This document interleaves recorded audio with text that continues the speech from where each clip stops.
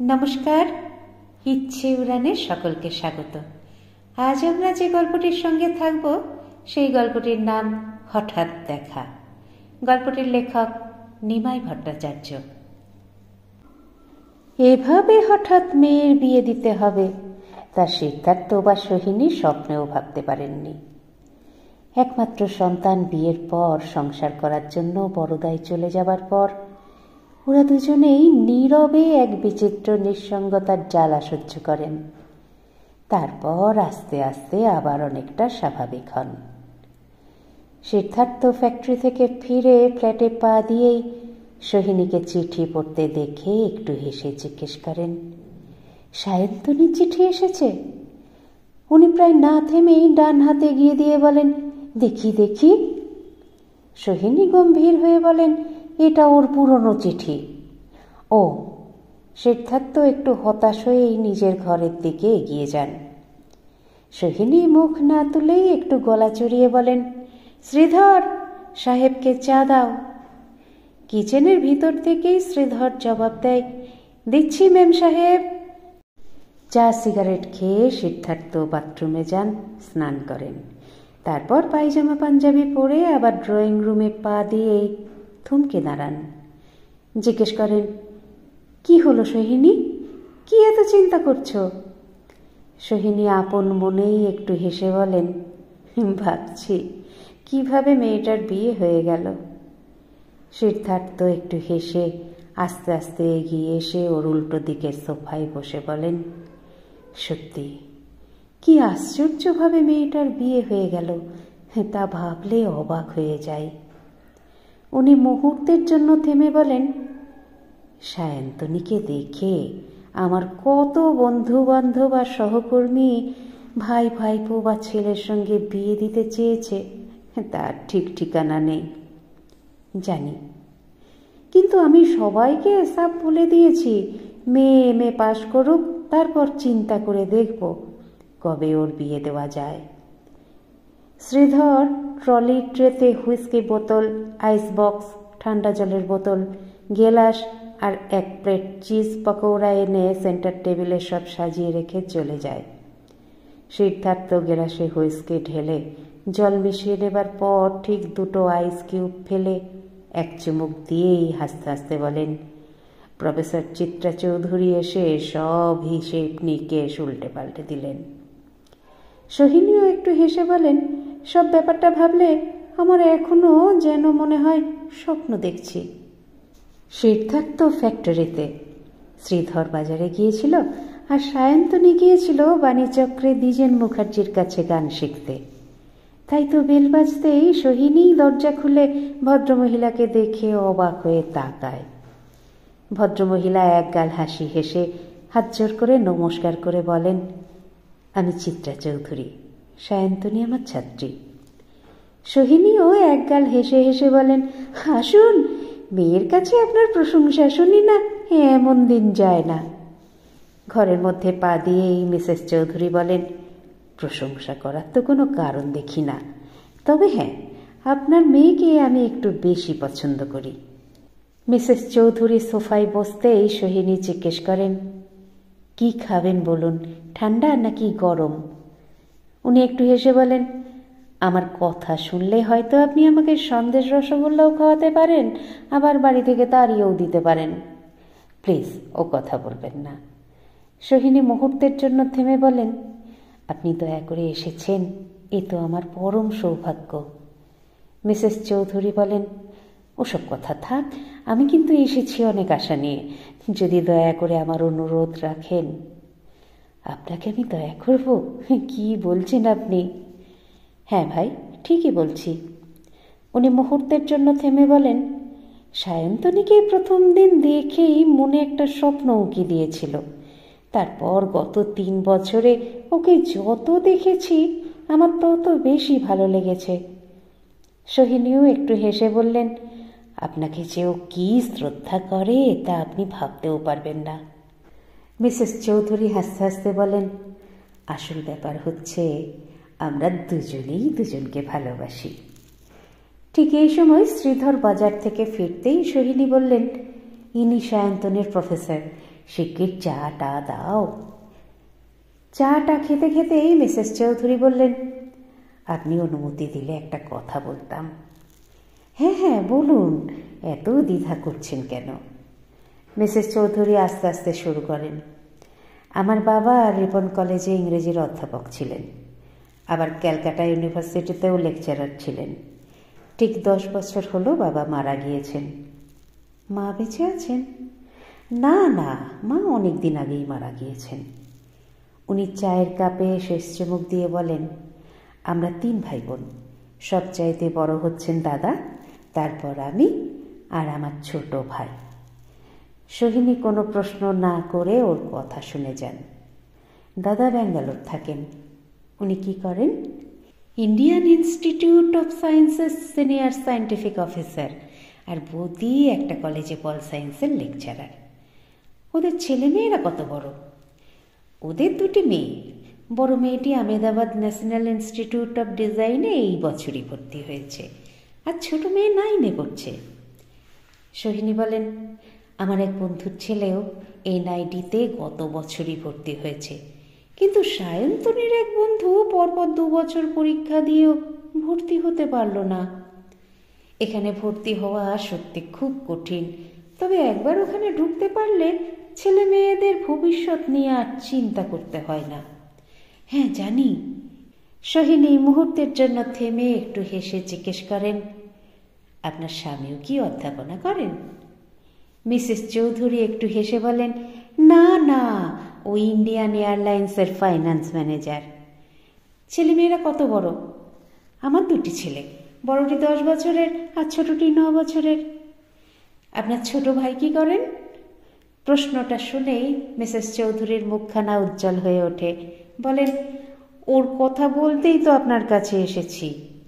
সোহিনী কৌতূহলী দৃষ্টিতে ওর দিকে তাকাতেই উনি বলেন, আমার ছোট ভাই ম্যাসাচুসেটস ইনস্টিটিউট অফ টেকনোলজি থেকে কেমিক্যাল ইঞ্জিনিয়ারিংয়ের মাস্টার্স করে মাস 6 আগে ইন্ডিয়ান পেট্রোকেমিক্যালে জয়েন করেছে।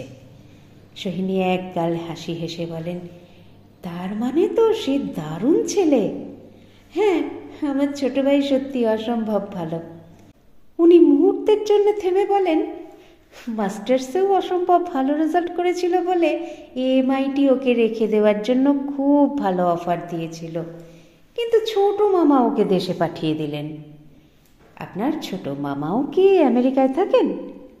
উনি হার্ভার্ড স্কুল অফ ম্যানেজমেন্টে আছেন বহুদিন ধরে। ওর জন্যেই তো আমার ছোট ভাই এত বছর ধরে আমেরিকায় পড়াশুনো করতে পারল। মিসেস চৌধুরী প্রায় এক নিঃশ্বাসেই বলেন, আমার এই ছোট মামা তো আমাকেও ওখানে নিয়ে যাবার সব ব্যবস্থা করেছিলেন, কিন্তু ঠিক সেই সময় আমার ছেলে হলো বলে আমি আর গেলাম না। ও। মিসেস চৌধুরী ব্যাগ থেকে একটা ফটো বের করে ওর হাতে দিয়ে বললেন, এই দেখুন আমার ছোট ভাইয়ের ছবি। ছবির ওপর চোখ রেখেই সোহিনী বললেন, বাবা দারুণ হ্যান্ডসাম তো। আমার দাদাকেও দেখতে খুব সুন্দর। 3 ভাই বোনের মধ্যে আমি শুধু ওদের মতো সুন্দর না। সোহিনীর চোখ দুটো একটু বড় বড় করে একটু চাপা হাসি হেসে বলেন, গড়িয়াহাটের মোড়ে সারাদিন দাঁড়িয়ে থাকলেও তো আপনার মতো একটা সুন্দরী চোখে পড়বে না, আর আপনি বলছেন।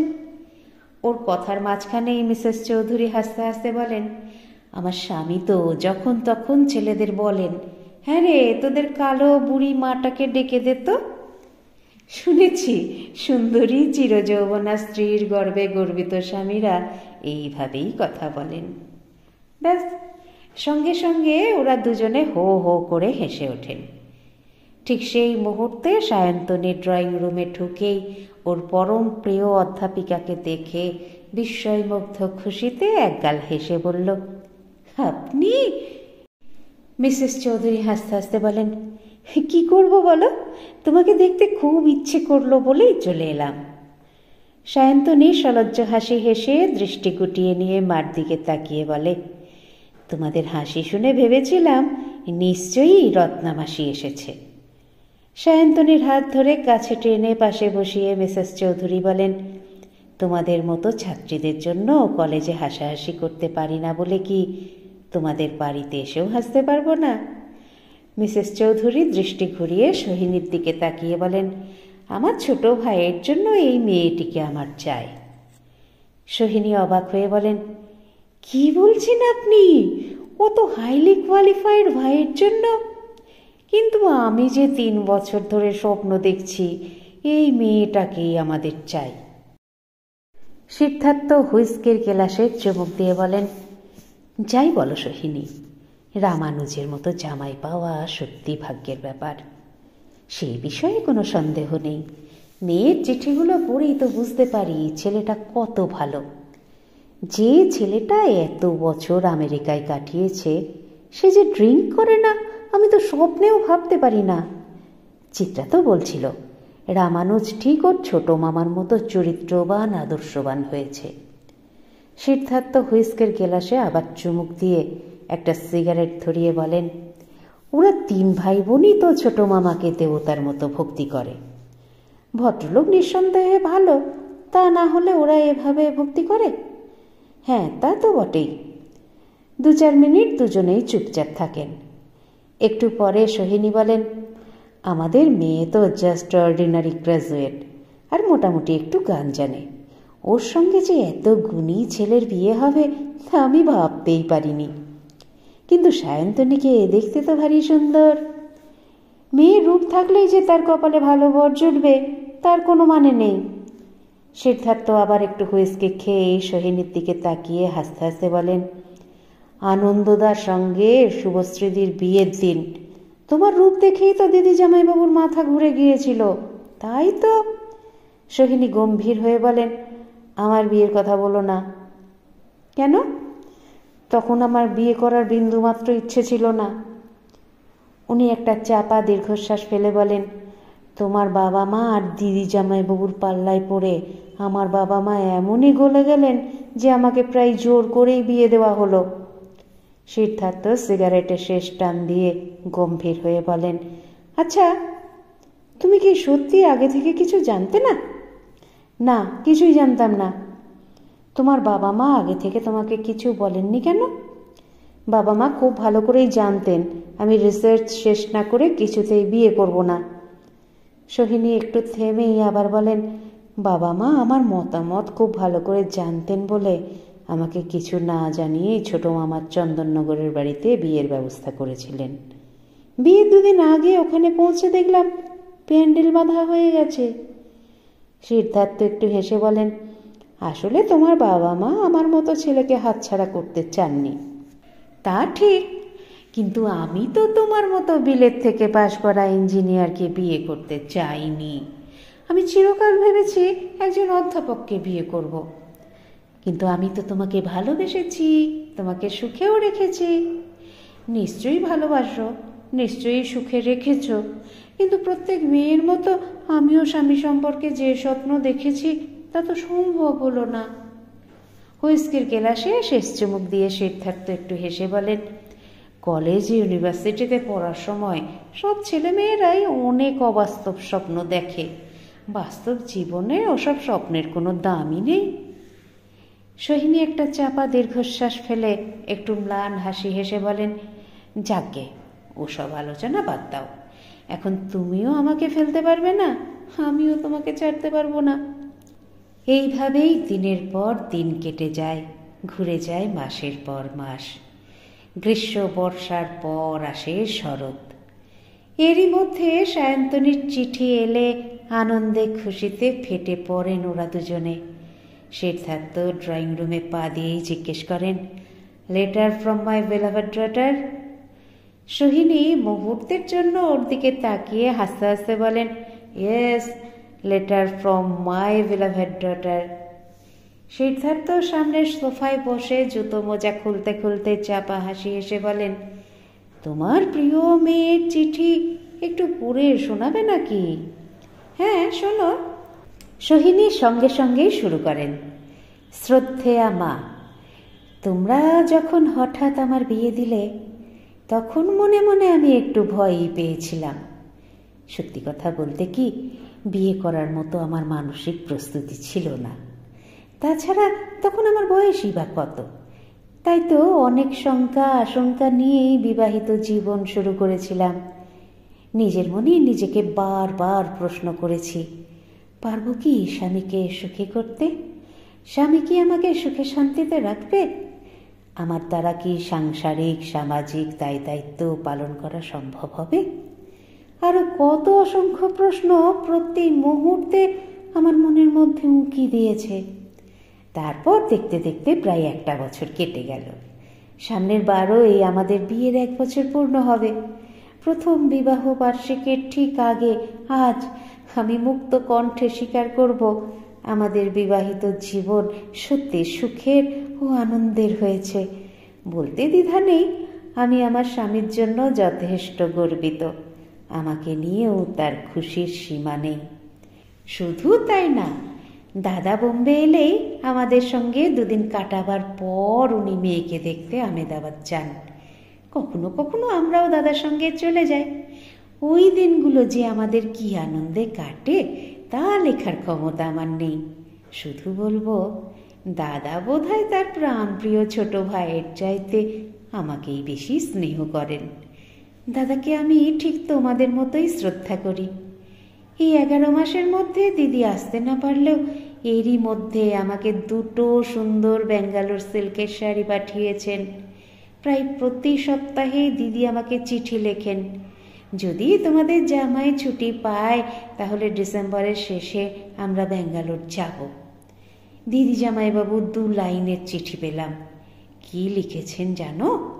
লিখেছেন, my dear darling Sayantani, Chitra কলেজে মাস্টারি করে যা আয় করছে তার 12 আনায় ব্যয় করছে তোমাকে টেলিফোন করার জন্যে। আজকাল আমাকে 1 প্যাকেট সিগারেটও প্রেজেন্ট করে না। This is for your information, your beloved জামাইবাবু। এই কলাইন শুনেই সিদ্ধার্থ হো হো করে হেসে ওঠে। সোহিনী বলেন, এবার চিঠির আসল অংশটা পড়ছি। হ্যাঁ হ্যাঁ, পড়ো।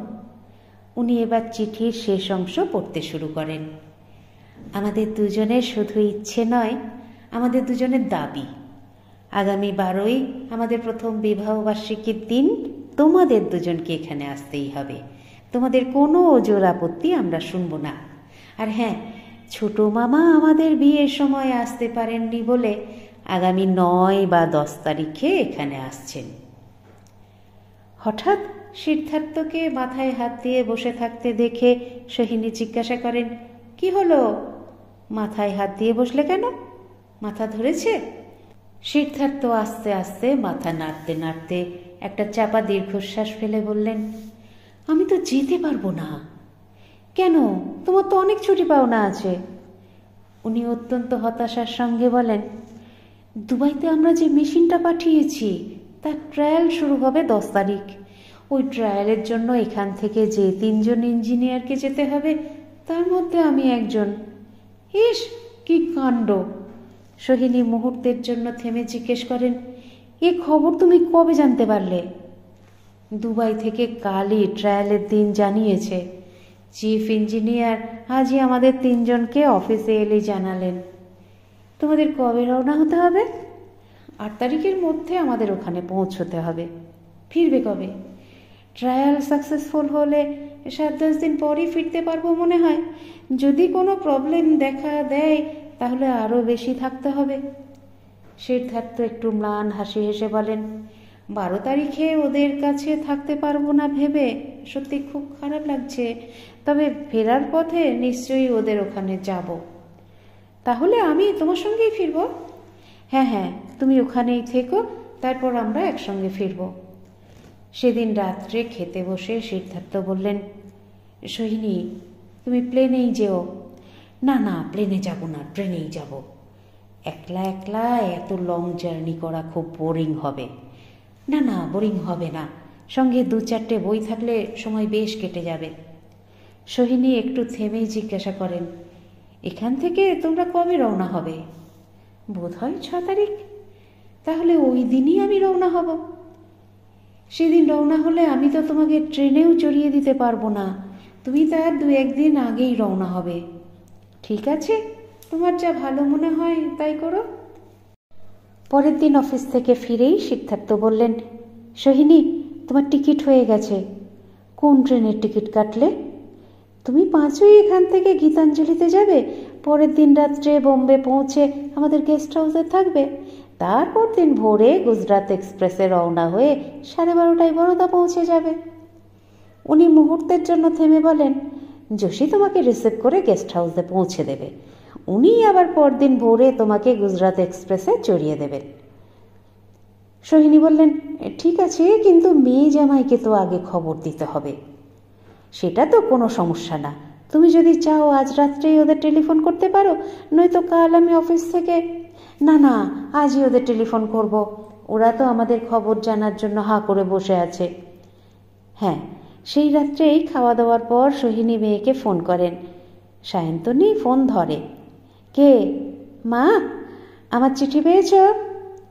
হ্যাঁ, কালই পেয়েছি। তোমরা আসছো তো? আমি আসছি, কিন্তু তোর বাবা আসতে পারছে না। কেন? বাবা আসবে না কেন? তোর বাবাকে ঠিক ওই সময় দুবাই যেতে হবে। 2-4 দিন আগে পরে যেতে পারছে না? তোর বাবাকে 8 তারিখ দুবাই পৌঁছতেই হবে। সোহিনী প্রায় না থেমেই বলেন, তবে দুবাই থেকে ফেরার সময় তোর বাবা তোদের ওখানে যাবে। বাবা সত্যিই আসবে তো, নাকি আমাকে বোলাচ্ছ? সোহিনী একটু হেসে বলেন, না রে, তোর বাবা আসবে, আমি তোর বাবার সঙ্গেই কলকাতায় ফিরব। সায়ন্তনী বেশ অভিমানের সঙ্গেই বলে, বাবা না এলে কিন্তু আমি তোমাকেও যেতে দেব না। মেয়ের কথা শুনে সোহিনী না হেসে পারেন না। তারপর হাসি থামলে জিজ্ঞেস করেন, রামানুজ কি শুয়ে পড়েছে? না না, বাথরুমে স্নান করছে। খাওয়া দাওয়া হয়েছে? না না, ওই তো এইমাত্র ক্লাব থেকে ফিরল। এত রাত্রে ক্লাব থেকে? মাকে কথাটা শেষ করতে না দিয়েই সায়ন্তনী বলে, টেনিসের কম্পিটিশন চলছে তো, কোনো দিনই 10টা সাড়ে 10টার আগে খেলা শেষ হয় না। সোহিনী এবার জিজ্ঞেস করেন, তোদের আর কি খবর? সায়ন্তনী বেশ উত্তেজিত হয়েই বলে, জানো মা, একটু আগেই ছোট মামা কায়রো থেকে ফোন করেছিলেন। কায়রো থেকে? ওখানে কি উনি বেড়াতে গিয়েছেন? না না, বেড়াতে যাননি, উনি একটা কনফারেন্স অ্যাটেন্ড করার জন্য কায়রো গিয়েছেন। সায়ন্তনী মুহূর্তের জন্য থেমে বলে, জানো মা, ছোট মামা মাঝে মাঝেই আমাকে ফোন করেন। উনি এত সুন্দর কথা বলেন যে তোমাকে বলে বোঝাতে পারবো না। তাই নাকি? হ্যাঁ মা, ওনার কথা শুনেই আমার প্রাণ জুড়িয়ে যায়। উনি তো 9-10 তারিখে তোদের ওখানে আসছেন। ছোট মামা আজই আমাকে বললেন, ওনার পেপার নিয়ে আলোচনা শেষ হলেই ওখান থেকে রওনা হবেন। তার মানে 2-4 দিন আগে বা পরে উনি আসছেন। না না, পরে না, বরং 2-4 দিন আগেই হতে পারে। সোহিনী একটু হেসে বলেন, ভদ্রলোকের সম্পর্কে সবাই এত প্রশংসা করে যে ওর সঙ্গে আলাপ করার জন্য আমিও হাঁ করে বসে আছি। আমি জোর করে বলতে পারি, ছোট মামার সঙ্গে আলাপ করে তোমার খুব ভালো লাগবে।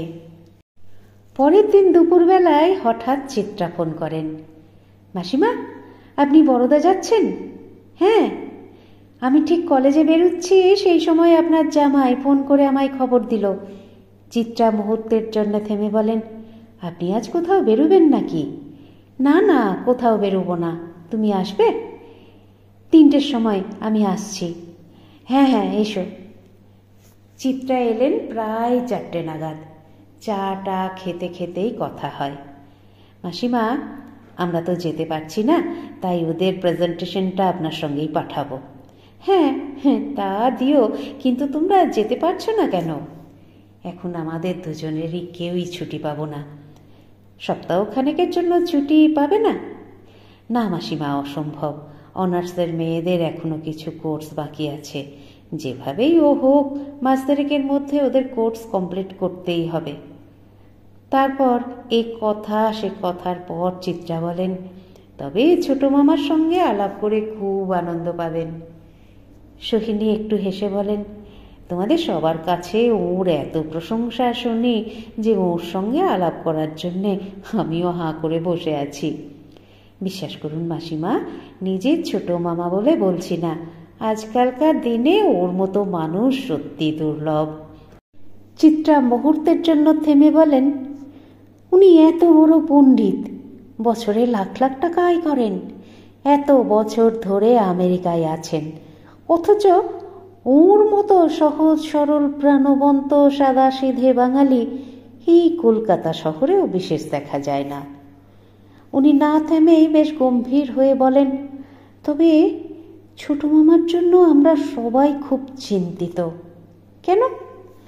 বছর 4 আগে ছোট মামার বাইপাস সার্জারি হয়েছে, তারপর একলা একলা থাকেন, তাই।